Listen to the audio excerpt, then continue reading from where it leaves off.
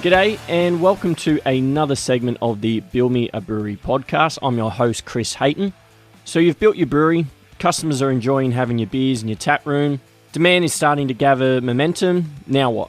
Have you considered what you will do for takeaways other than growlers? Are there opportunities to get your beer into local bottle shops or pubs? Or is there some beverage distributors knocking on your door to send your beer far and wide? This is when you need to start thinking about a strategy with managing your beer packaging. This segment we talk about mobile canning and keg management. Part 1, I talked to Managing Director Chris Kelly from East Coast Canning. Now, Chris has a background in science, and after travelling around the US with his wife many years back, he quickly noticed there that majority of the beer was being served in cans. Knowing that this was something that wasn't quite happening over in Australia, that light bulb moment came on for Chris where he could build a business to fill a gap in the market over here, and that's when the birth of the mobile canning service East Coast Canning got started. In my chat with Chris, he talks about the services they offer to breweries for canning their beers, when and why breweries consider using them, and some interesting insights about beer packaging within the Australian and other international markets. I'll leave you to it then. I hope you enjoy part 1 of the beer packaging segment with Chris Kelly from East Coast Canning. Welcome, Chris, to the Build Me a Brewery podcast. Thanks for coming on, mate. Yeah, thanks, Chris. Thanks for having me.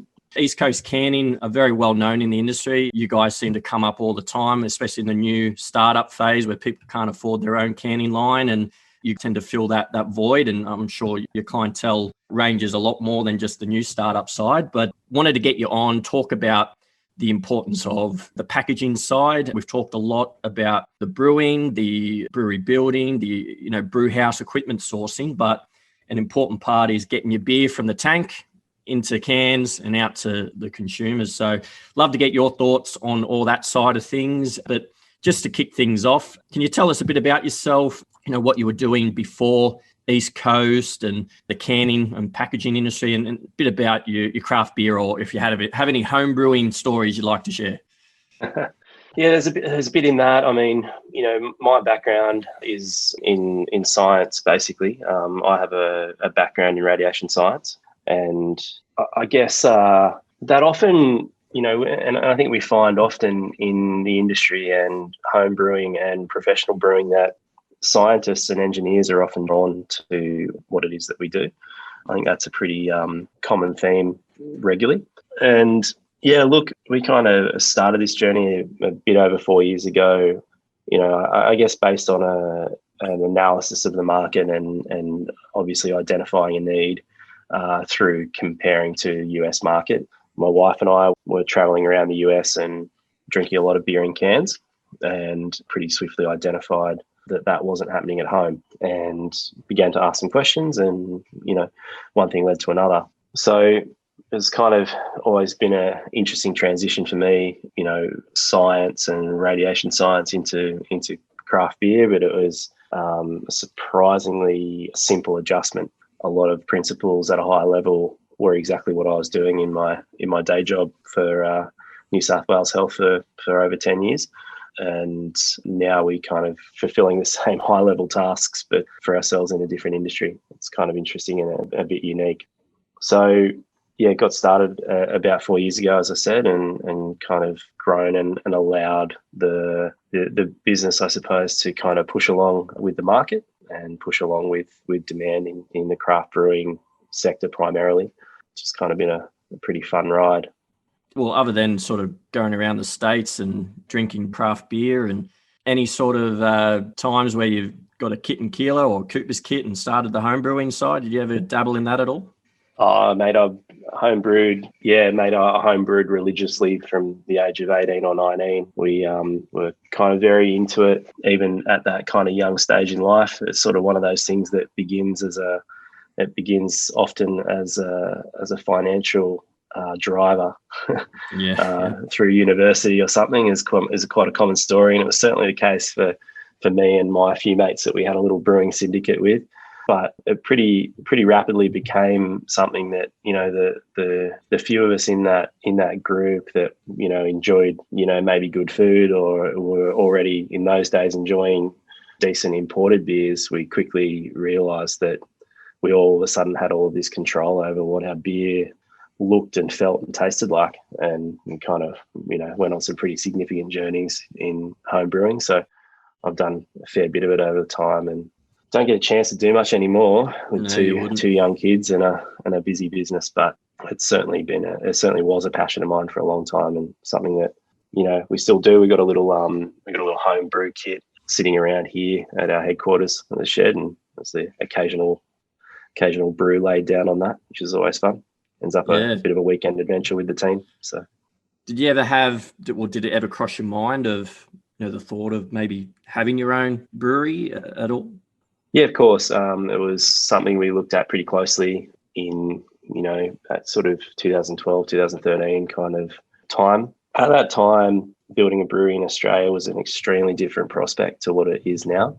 In 2013, accessing relatively good and relatively inexpensive equipment from Asia didn't exist. It was like DME or bust, basically. And for a poorly funded exercise, the concept of a craft brewery in 2013 didn't look very pretty. It looked like a lot of cash out the door for a long time, and not one that I could see myself kind of getting through. And that certainly was the driver. We knew, and I knew that this was an industry we wanted to move into, and that part of it didn't feel right to me. And then, fast forward a couple of years after that trip around the US, that's when we kind of realized that, perhaps this is the pathway. And it wasn't until, months after we had returned from kind of traveling around, and, certainly had some light bulb moments, but it was months later. I literally woke up at 2 or 3 o'clock in the morning and went, "Oh, hang on a second, I'm going to need to look at this and figure this out and see if this is viable." Yeah, leading up to our chat today, I was thinking seems a very smart move of seeing the gap in the market in Australia, because there has been a strong shift from bottles to cans, and I'd love to get more of your thoughts about it later on. But it's a smart business move to sort of go into to service that gap in the industry where all these breweries are popping up, and we've talked about it on the podcast so far, the expenses involved for owning your own canning line and providing a service to those sort of breweries that can't afford it or just can't put everything from their tanks into cans in the time and efficiency that you can offer. But so it just made me think, so innovative how you sort of came up with that idea for the industry, rather than building a brewery and getting into the industry that way. Well, there's all these different little alleyways that you can go down to sort of service the industry, and mobile canning is definitely one of them. I think that's a really interesting point, and I think that there are lots of avenues, and there still are lots of really cool avenues. And as the industry matures, and as an industry, just on that, I suppose, as an industry, there's been, I guess, a lot of talk about the maturation or the maturing of the industry as a whole for a couple of years now, and we're seeing it thick and fast. We're seeing change, which has certainly been driven by many other factors in 2020. But, there's definitely the, I guess, requirements still for lots of services and lots of help within this industry. And there's so many, there's plenty of avenues for opportunity. Yeah. So tell us a bit more about East Coast Canning and the sort of services you offer. Obviously, people know you guys as a mobile canning service, but do you want to sort of dive in a bit more detail of all the services and offerings that you have? Yeah, so we are, we are first and foremost a mobile canning service. That is a mobile canning service that we carry out in a pretty traditional form, in so much as the tradition of mobile canning, which is, a centralized ownership of equipment model, where we bring the equipment in a vehicle to a site, we unload it, we clean it, we perform some quality checks at the beginning, we start product and begin the packaging process, continually provide quality audits and checks throughout the process, provide some customer service, complete the run as dictated by the customer, clean the machine down and pack it up, and then head to the next place, or of course stay on if we're doing multi-day jobs. So the mobile canning service is, of course, where we began. There's so many challenges around packaging in dry goods supply. It's an enormous area, and an enormous area that brewers in general need assistance with. So we pretty rapidly went into also doing a significant dry goods supply arm of our business as well. So we pre-label and supply cans out of a centralised facility. That removes a lot of risk out of the packaging process, not just the packaging day, but the process prior to pack day. And so we deliver kind of beautifully ready to rumble cans into facilities in preparation for filling. We do that for a lot of customers that don't fill with us as well and might actually own their own machinery. And are those services, in-house that you offer, that you know, the preparation, because I know you do a labelling service and the actual physical purchasing of the cans. Is that outsourced or is that all in-house? No, that is fully in-house. So we manage the whole process. So we can literally take an order and a piece of artwork and we fulfill the whole thing. We fulfill the whole thing actually right down to even having our own in-house logistics. So we run our own trucks and vans with East Coast canning staff, East Coast canning drivers to make sure that cans get there in the right condition at the right time with a short lead time. So we've built out a pretty significant system around dry goods and dry goods prep, dry goods ordering, essentially kind of building off some purchasing power that we get to basically get really kind of perfectly presented dry goods ahead of filling day. And primarily, I guess the geographical coverage that you guys cover might be revealed in the name, but I don't know, maybe you guys are expanding and getting busier. Is it predominantly just the East Coast of Australia that you service, or are there other locations around Australia that you do? No, I mean, we do say that we service the whole nation, and the reason we say that is because I guess the third arm to our business besides mobile canning and dry goods supply is the servicing, install and training of canning lines. We don't sell canning lines, but we do. We have partnered with Cody to be their install, service and training agent for Australia. So we do have customers in WA, for example, that we help and provide assistance with their Cody machines. So we have that connection to the entire country, but in terms of our mobile canning and dry goods services, we are basically a business that services the East Coast, and that gets pretty literal in that we have customers in Cairns, we have customers in Hobart, and we fill the gap in between. And we're just looking at some plans to kind of begin doing some more work in South Australia going forward. We're very careful with geography, always have been, and it's always been a very big, I guess, philosophy of ours to be extremely careful about opening up a new market and then not being able to service it. So when we talk about the kind of more far-flung locations, Tasmania is a good example where we serviced Tasmania for 18 months and we haven't been able to service it for about 5 or 6 months now since borders closed. Obviously, that's out of our hands and out of our control. But there's certainly a concern for us. We don't want to ever leave a customer in the lurch. We have a very strong kind of connection to ensuring that we do the right thing by them. So in terms of servicing geographical areas, we analyse it very deeply before we kind of go marching down a path, I suppose. And is it predominantly just breweries that you serve, the liquor industry, or do you service like soft drinks and other beverages? I don't have good stats on it, Chris, but I would say that 90% of our work is beer. Yep. There's probably a couple of percent beyond that. There's cider, and the balance is in a category that we would call other. That other category is growing pretty fast, and it includes things like coffee, energy drinks, soft drinks, and then there's the whole seltzer thing, right? That we would kind of place in that box currently. And I think that might be the one that maybe grows the fastest for us for a period of time. Who knows what happens there? But yeah, that's kind of our rough breakdown, with a bit of guesswork involved. But we are absolutely primarily a beer canning business. Yeah. And you mentioned earlier on when you and your wife did your trip around the States and noticed that everyone was drinking out of cans, and it wasn't happening over here in Australia. And I've had a number of brewery owners and head brewers come on, and I've normally mentioned we had a bit of a chat about the debate between cans and bottles, and everyone without a doubt is saying cans significantly outweigh the benefits of what bottles offer. But do you care to share some comments on why that is?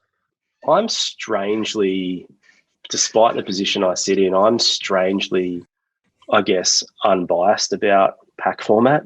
I believe that a beverage producer could and can do whatever is best for them. Yep. I think that bottles suit different styles of beers better, undoubtedly. That said, we're clearly committed to cans, and we all know that they provide a host of benefits, from the aesthetic to the technical and the taste and aroma that we can kind of gain.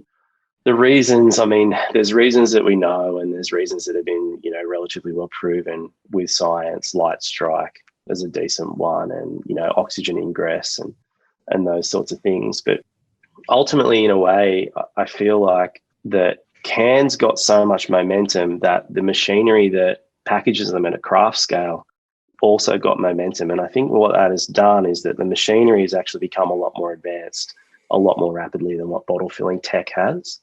And I think that is truly a big driver in the quality and the actual user experience part of all of this.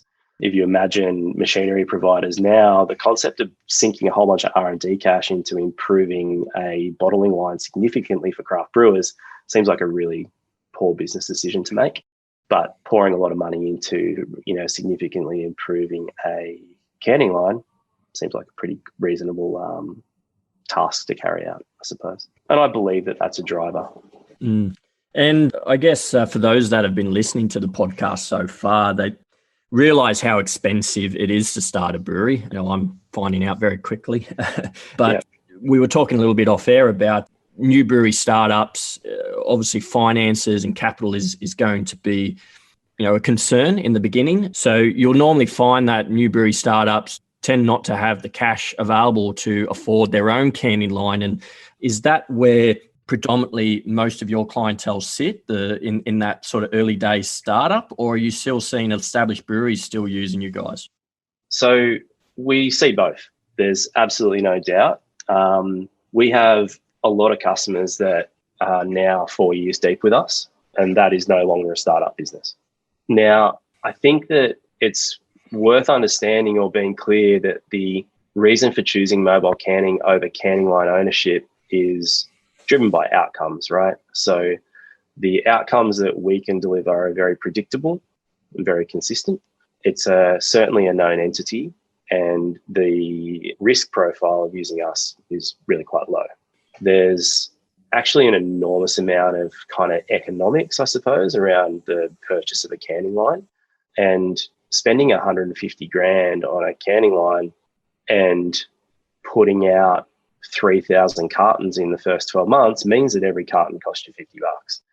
And so it's super easy to lose sight of the economics. Even beyond that, when we start talking about the concept of a piece of machinery will cost you around about 10% of its asset value to maintain each year. Running these things is challenging, and you need good people. You need to train them. You need to make sure you don't lose them. And that's a real challenge in a small and growing business. Having the business owner get deep into the nitty-gritty of how to accurately measure op profile spacing from a seamer chuck, for example, and how to correctly form a double seam is stuff that we feel we can take out of their hands. I think that business owner is better off figuring out how to get an extra 100 people through their tap room each week. I think that business owner is better off figuring out how to push their sales volumes further, how to improve their margins. I think that there's an awful lot of ways that we can not just take away that startup capital issue, but also provide business outcomes. And I think that is something that we've realized pretty quickly, that we are ultimately in the business of canning, but also in the business of delivering business outcomes. And I think that's the important thing. It's like that 150 grand for a canning line. What can you do with that money? What can you do with that money in terms of capacity for tanks to service your tap room where your margin's really high? Your margin in pack is always going to be pretty low. It's a tough space. And so our message is always that, particularly for the tap room businesses, that, the concept of ownership is tough. It's really tough, particularly when you start then talking about space. And this is where the really kind of nasty economics come into it, right? It's like, are you going to use up, 20 square meters of real estate in the middle of Sydney or Melbourne to put your canning line into that. What else can you do with that space? How many litres of beer can you make in that space? How many sitting customers can you put into that space for your tap room at tap room margins off draft product? And so there's so many factors in it. And I think that there's so many factors that it becomes bewildering and a bit challenging to see your way through it. But if you began really looking at the economics of it, we end up a really low risk option, and we also end up very low cost. And just speaking about, I guess, costs, you did mention there roughly what it, a mid-range or a decent canning line would cost a brewery, but what are some of the ranging costs involved for a canning line? Yeah, I mean, you can go in so many different ways, Chris. So I use the figure 150 grand talking about a Cody canning line without any accessories, right? So that's 150 grand that you probably still need to add a little bit of cash to. Not a whole bunch, but a bit. You got some freight on top of that. You've got an install and some training. You've got some wastage at install, which is something that is very, very rarely considered. So you kind of end up with a whole host of things. And then you start talking about depalletizers, there's 50 grand. You start talking about pack deck applicators, and all of a sudden you've got another 25. So in terms of having a system with any type of automation, you're looking at not really getting any change out of 200, certainly. And that gets you, that certainly gets you a very nice machine, though. That's a counter pressure machine with automation that's going to get you a really high quality result consistently with relatively low labor cost. But to do that, you really need to be looking at a very high level of sales volume in terms of the number of thousands of cartons that you produce each year. It really needs to be in the vicinity of 20,000 cartons or something like that to get a good ROI.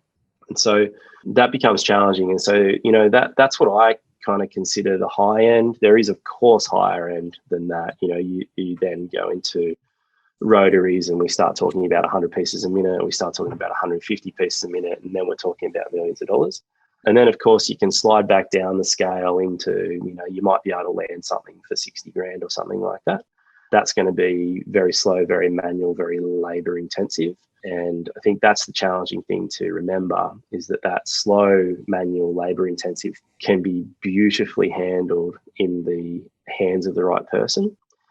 You want to make sure you don't lose that person, and a business owner needs to make sure that that person isn't them. It's important, again, I believe, that we have people focusing on driving brands and driving beer and driving businesses, as opposed to trying to get good results out of a low-speed canning line.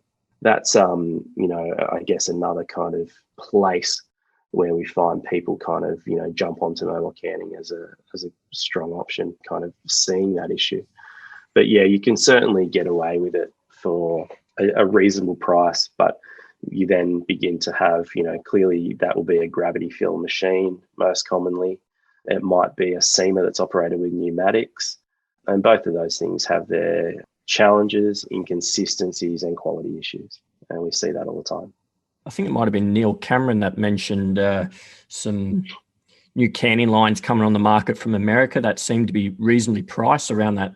I don't know if he was quoting in American dollars or Australian dollars, but I think it was 75K was a figure that he threw out there. The impression I'm getting is that, some of these canning lines cost just as much as what your brew house is going to cost.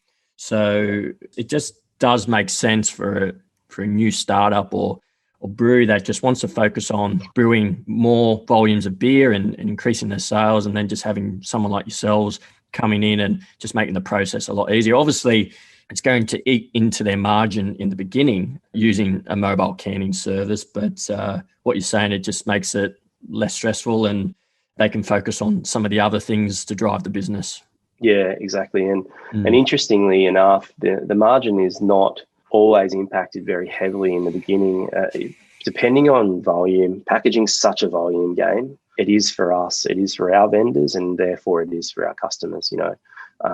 Scale is key, quantity is key, and getting those numbers right is really important. And that's where we come in, I suppose, in terms of experience and can help push those discussions. Despite being a smaller site, we can see some really quite large volumes pushed out in one run, which really does create a very good commercial situation and commercial scenario. So, it's important. And look, and back to your point on some of the canning lines, I think we're going to see more and more reasonably priced canning lines, and I think we'll see some good stuff under 100 grand. The one thing that I know that we're not going to see, though, is we're not going to see stainless steel under 100 grand. And that's the challenge. So what happens is, and this is something that nobody really thinks about very much because it's hard to see, but most of the lines that you see coming out that are relatively low cost, and particularly in that sub 100 grand range, it's important to analyze the materials that the line is made out of. And that's my point around stainless steel. Plastics, aluminium, mild steel, none of those things interact at all with caustic or beer. And so what we see is that those parts degrade and degenerate extremely fast, and you end up spending what is still a very large amount of money on an asset that deteriorates very fast. But if you go to one of the more traditional kind of guys who are making, mainly primarily stainless steel based machinery, you're going to have a better asset for a longer period of time. But that costs money. It's that good old fashioned Venn diagram, mate. Good, fast, cheap. Yeah. You can't have it all.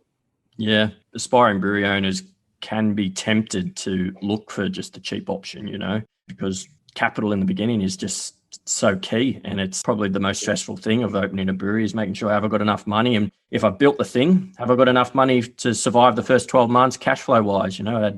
People talk about, how the average turnaround for getting payment for kegs and all that. So I can imagine why people would be tempted to go the cheaper option, but it's comments like what you've just made there that sort of put it all in perspective as to, well, if you go cheap, that's what you end up with, and probably cost you more in the long run. Because if you're saying that, the deterioration happens quite quick with some of these different materials, maybe you should have just gone the stainless steel route, paid an extra 50K, and you'd have it for a lot longer. Yeah, like you said, you'll certainly save money in the long run. And just on the types of machines out there, are you able to rattle off some of the common or the more well-respected brands, or maybe important considerations when it comes to the system side and automation side that people should be looking for? Yeah, look, important aspects to look for in canning lines is, I suppose, a proven seamer. You need to be aware and understand and even accept the fact that if you go with an unproven seamer, you may end up having to recall a horrific amount of product. Even the good ones will put you in this circumstance. You need to be able to factor into your budget the concept of having to throw 500 cartons in the bin because they're all leaking. So a proven seamer is critical. It will lower your risk profile on things like that. In my opinion, pneumatically driven seamers will put you in places with more risk. And so that's one thing to be aware of. Obviously, the next thing is the fill. Counter pressure, again, in our experience and opinion, is key. In Australia, with our temperatures, I guess small systems with small cooling systems, being able to have the carbonation you want as opposed to the carbonation your canning line wants. I think it's really important to understand that you are not driven by your canning line with a counter pressure machine. You are driven by what you want your product to come out like and be experienced by the customer. So, I mean, they're my two key things. But again, back to the stainless steel thing, the other thing is materials. Getting the materials right can be really key, and analysing that carefully is a big deal and important and very, very commonly missed.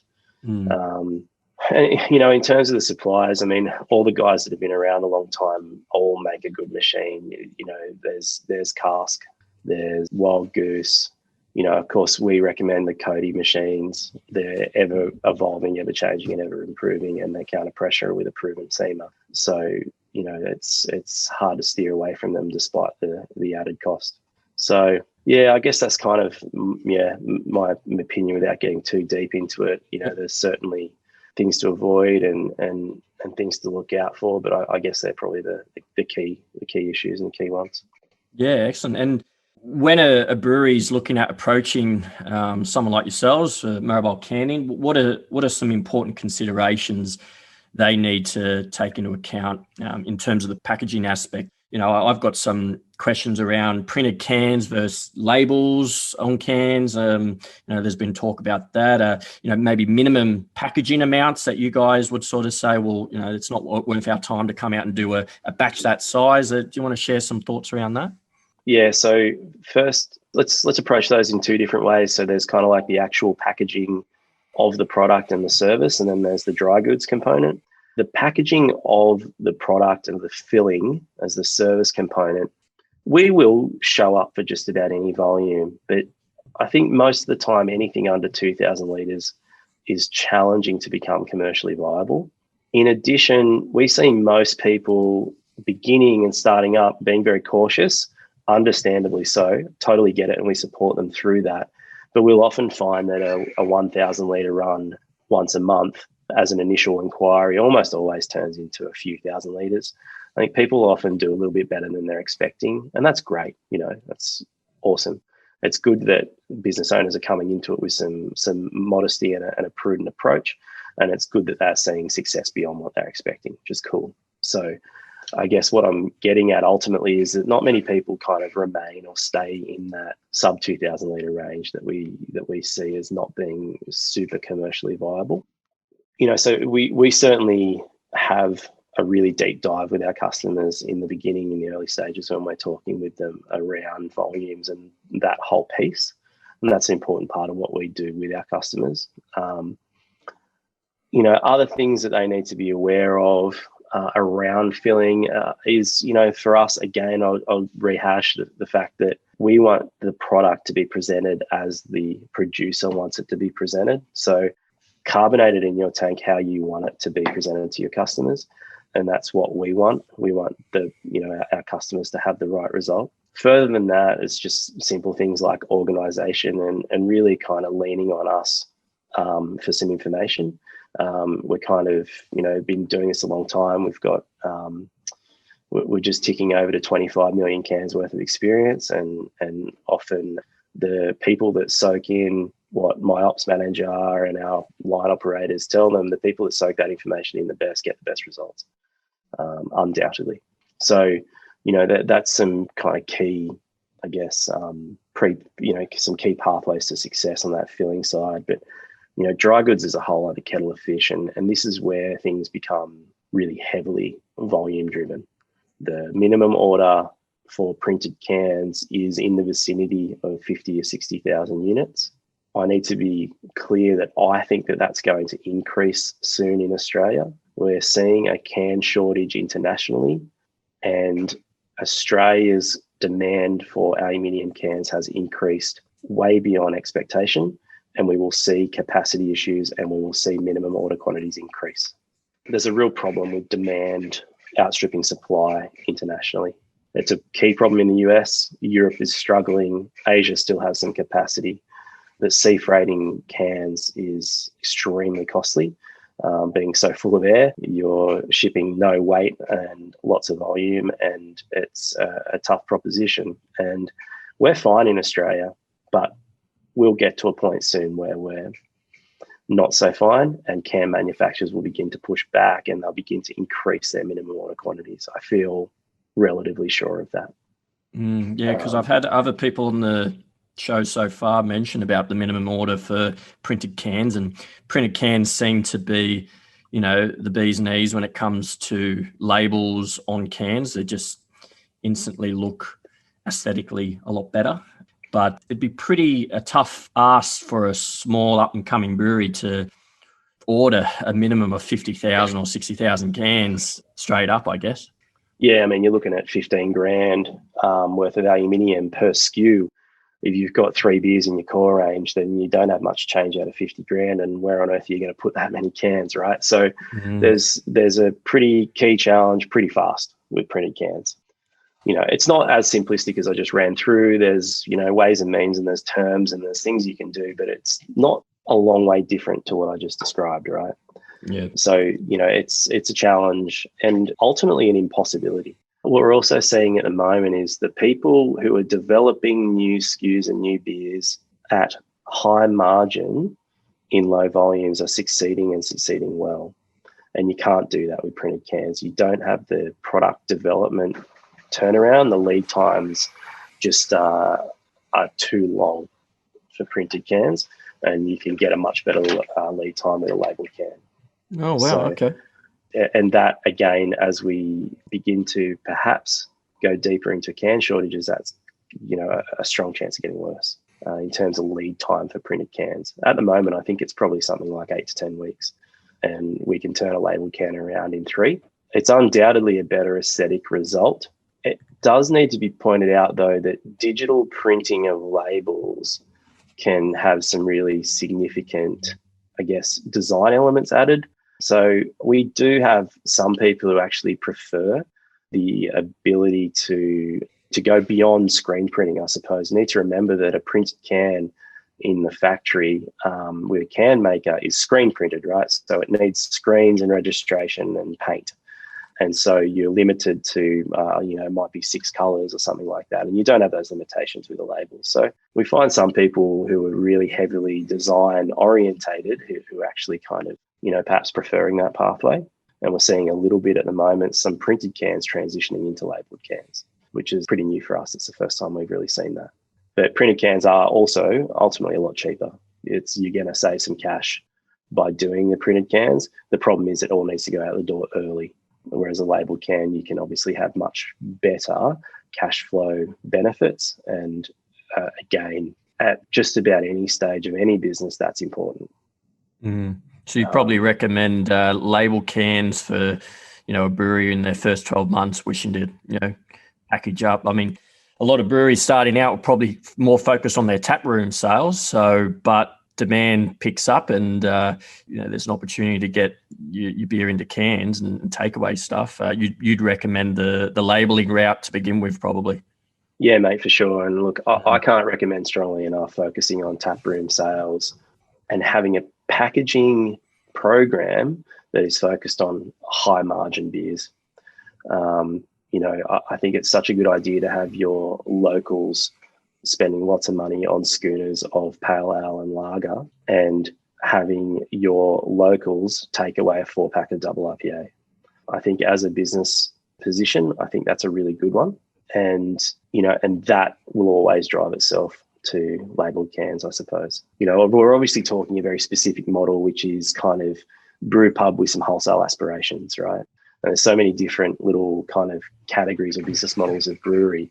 I mean, that's such a common one because it's actually a real winner, it's successful. But for that style and that model, that's a great pathway to take. Yeah. We see that. No, I've had a lot of people endorse that sort of model, brew pub in a small town or, not a saturated market, and, it's the higher margins, and it's a great way to build brand with locals. And yeah, it's something that I'm seriously considering myself.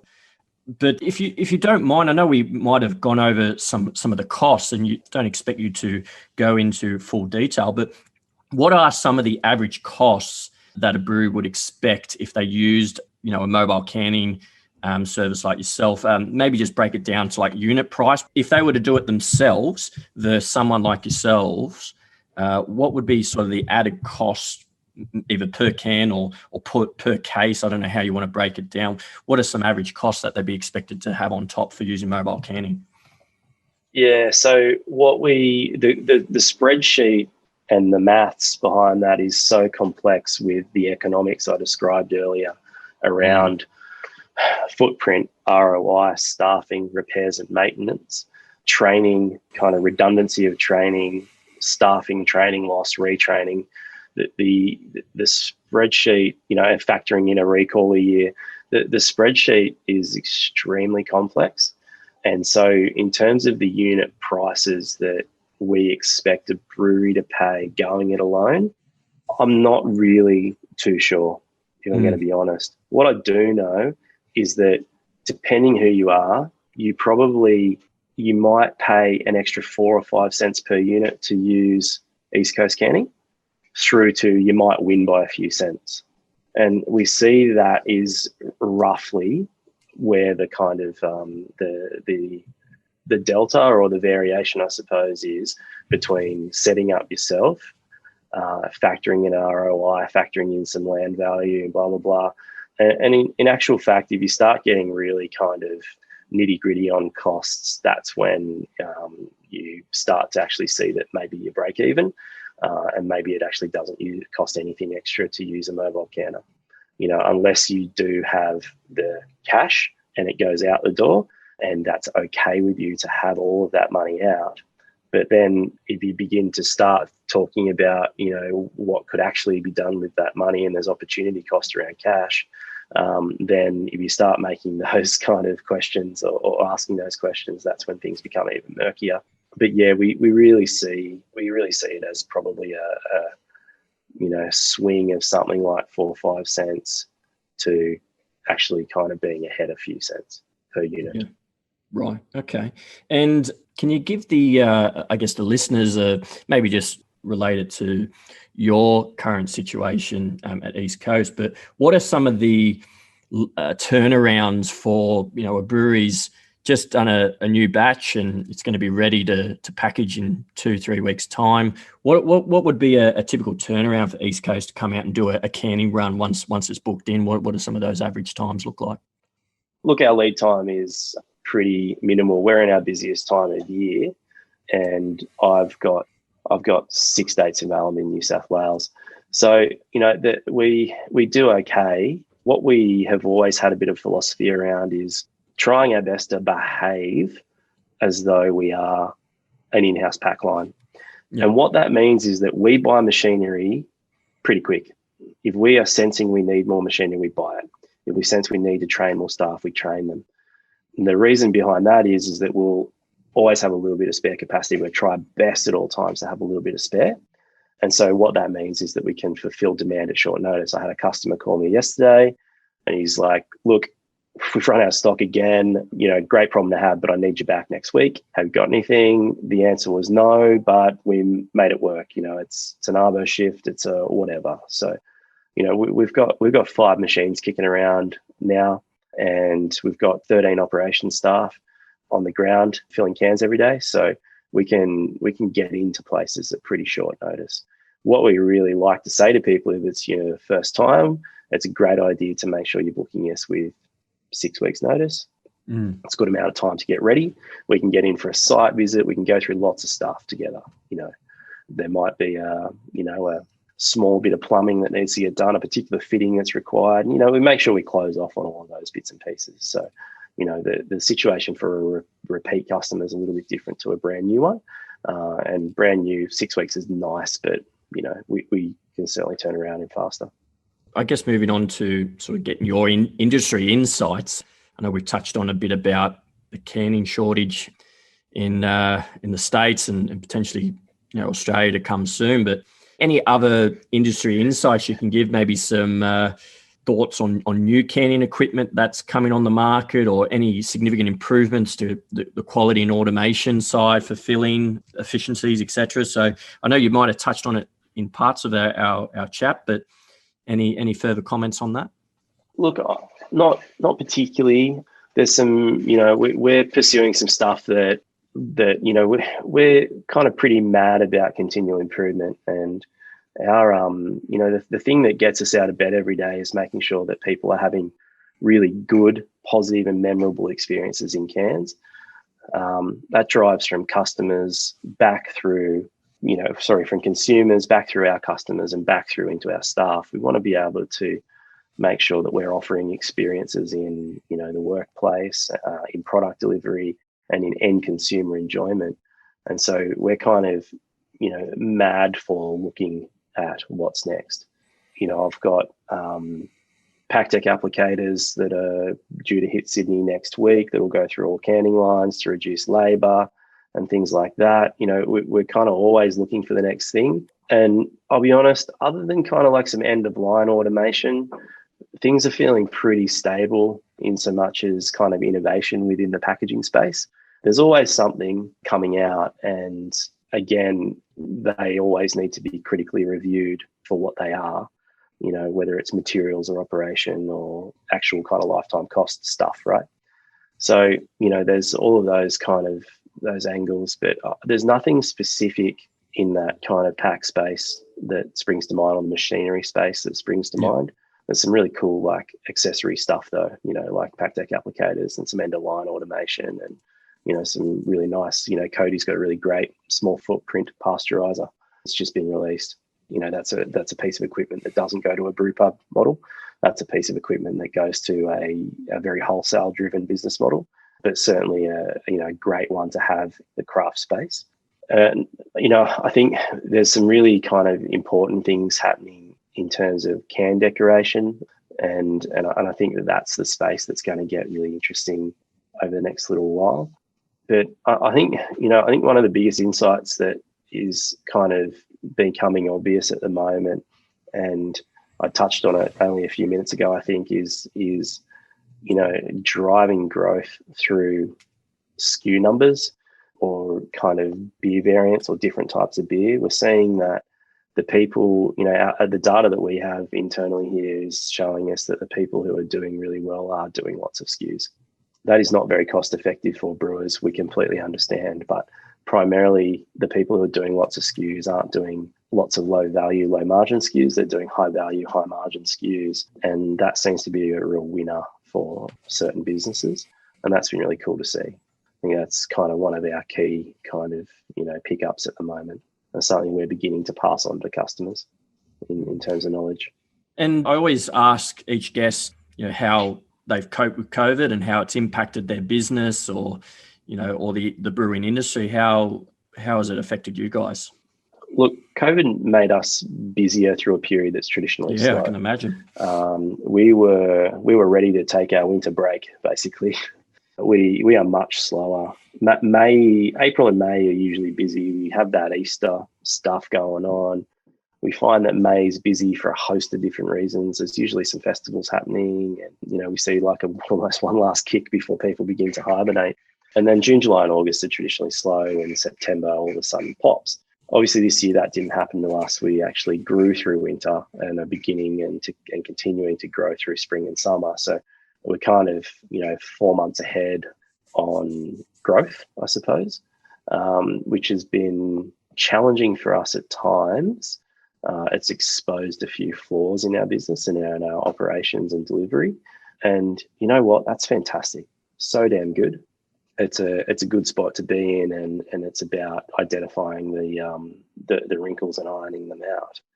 And so I think, if anything, that's probably the biggest effect that it's had on us. It hasn't been like, don't get me wrong, it's not been like, kind of crazy earth-shattering growth. We haven't like kind of grown hugely while other people have been suffering, but we just kind of stood steady through a period that's usually tough. And that was really, kind of really nice, obviously, as a business owner. But, I guess that's probably the key for us in terms of impact. And it's kind of, shown us some of those insights around, number of SKUs and that sort of thing.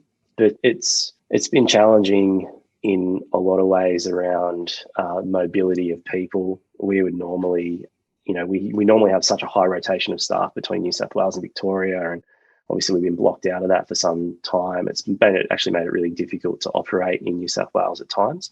We've had a really hard time kind of getting everything, putting all the pieces together, and it's a massive credit to our operations team to have kind of overcome what they have in the last probably 2 months. Specifically with the Melbourne stuff that's been going down. So, that's certainly been a pretty huge headache, to the point where we brought a 5th canning line in sort of late June. And the concept was that it might have actually ended up replacing our oldest machine.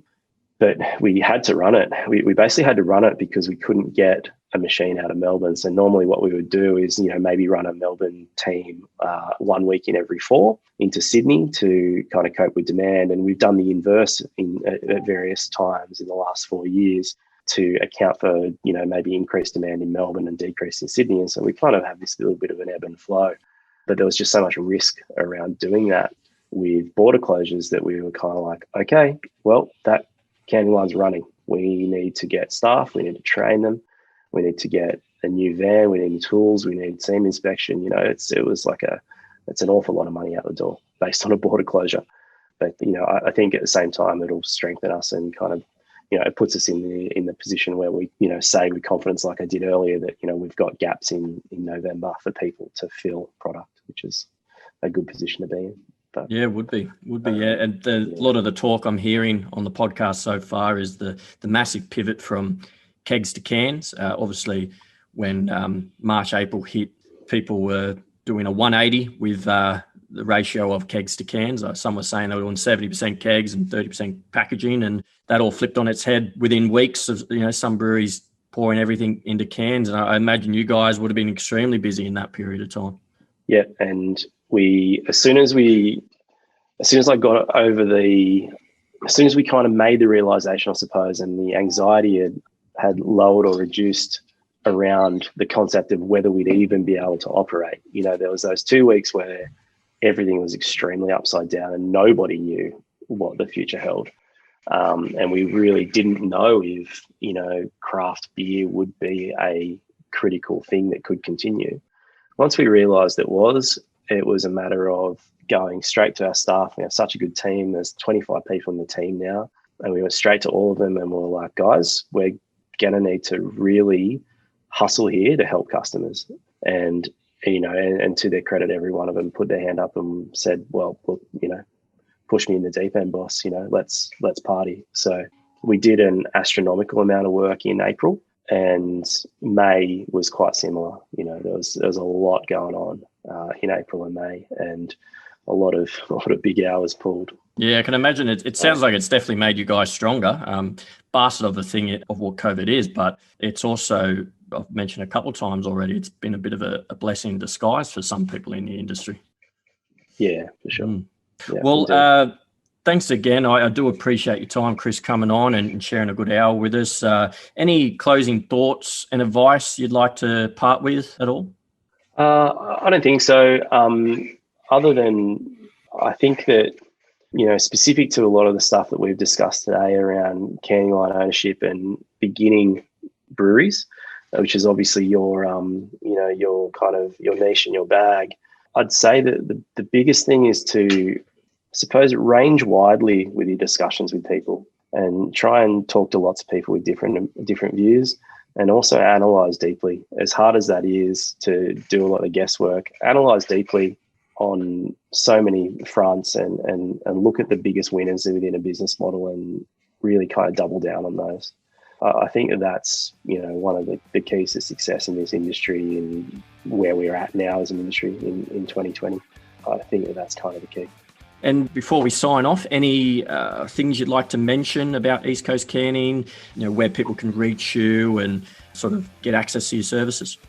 Yeah, sure. Look, I mean, we've been, we're best reached via email through our website. We're just going through a big website rebuild, so keep an eye out for our fancy new website in January, which is going to be cool. But for now, contacting us through the website and we can answer anybody's questions at any time. Yeah, excellent. Well, thanks again, Chris, for coming on the Build Me Brewery podcast. Thanks, Chris. See you, mate.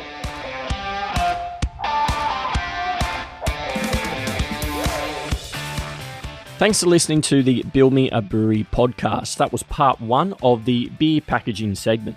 In part 2 of the segment, I meet up with Nick Becker from Convoy Kegs to talk about keg fleet management in regards to rental and leasing options for the brewing industry. As always, if you are liking the podcast so far and find the content useful, please give us a follow and rating on whatever platform you're listening on. Also, follow us on all our social media handles, as well as visiting our website, www.buildmeabrewery.com.au, and much more complimentary content will be coming your way if you sign up to our mailing list. I'm Chris Hayton, your host, and this is the Build Me a Brewery podcast.